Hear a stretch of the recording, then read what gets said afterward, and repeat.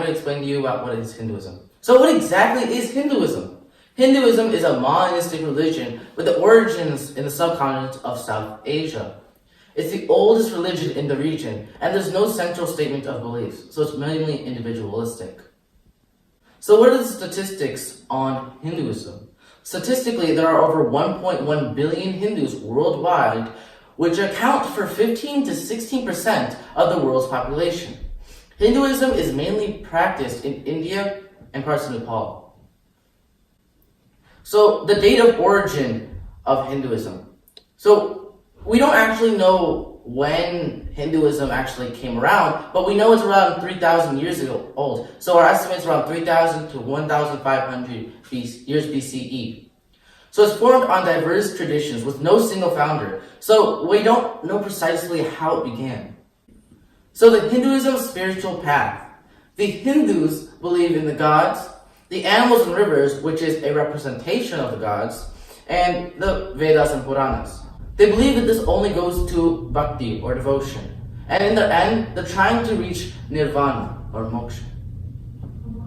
So the Vedas. There's 4 Vedas, as you can see in this picture here.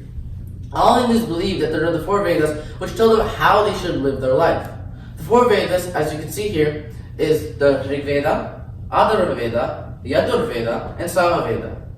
The Vedas were so difficult to understand that they had to summarize the Vedas into Upanishads. And for more understanding, they had to summarize the Upanishads to Bhagavad Gita. So the way of life. There's 5 main stages of the life depending upon how old you are. So in Hinduism, each person focused on what they're supposed to do is dependent on their age. For the Balya, they are supposed to focus on having fun.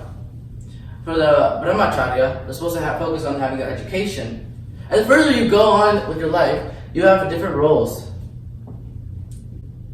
So the actual idea of reincarnation. So life at the present is meaningless. This is Maya. Reincarnation is only until one reaches the idea of universal bliss, known as nirvana, and some people call it enlightenment or moksha. Destiny is determined through the relationship between karma and dharma. So exactly what is reincarnation? What will you be reincarnated into, and how long is the cycle of reincarnation? So how long is the cycle of reincarnation? It's endless, pretty much.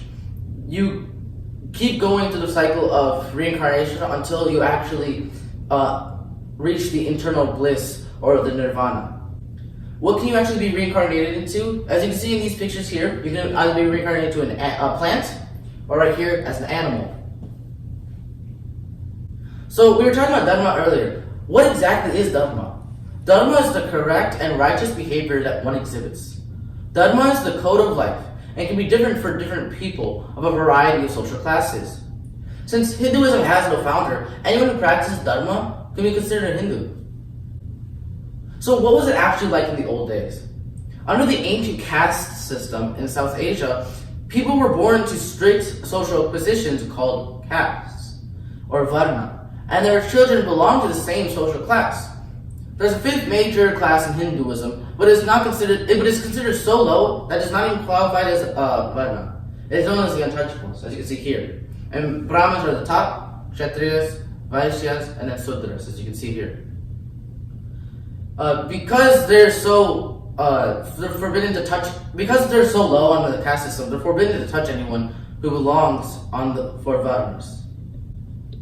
So why are animals so sacred? Animals are so sacred because Hindus believe in ahimsa, which is the compassion or the not to injure. We also are mainly vegetarians, and we believe in reincarnation. So we believe that those animals, like a dog, an elephant, a cheetah, a lion, anything, is really just another soul, just like us. So the sacred animals and ahimsa. So as you may already know, cows are actually the most sacred most sacred animal that Hindus have. Cows are considered sacred to many Hindus, as you can see in this picture with all the cows and all the gods. It stems from the practical effort to protect the milk supply. And we're mainly also vegetarians, and the speciality of the cow is that if it eats any harmful food, the cow will digest it and it will give pure milk, which is quite amazing.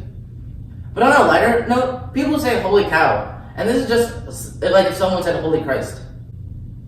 So the Hinduism gods, what gods do we believe in? So there are 5 of them that we mainly worship to, like Ganesha, Shakti, Surya, Shiva, and Vishnu. There are also many lesser gods who assist human beings in achieving the ultimate aim of the Hindu faith. The main 5 gods, as you can see in these 5 pictures. So the Ganga, or the Ganges, it's a river of India.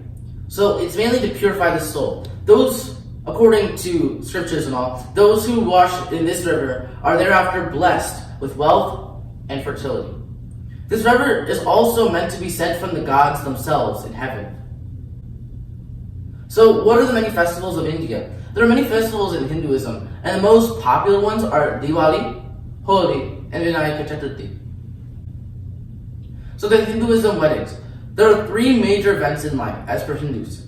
The 3 are birth, wedding, and death. But since the first and the last events you never really experience, that is why many people believe that it is necessary to have a grand festival. Thank you for watching ExpressRight, and stay tuned for more videos.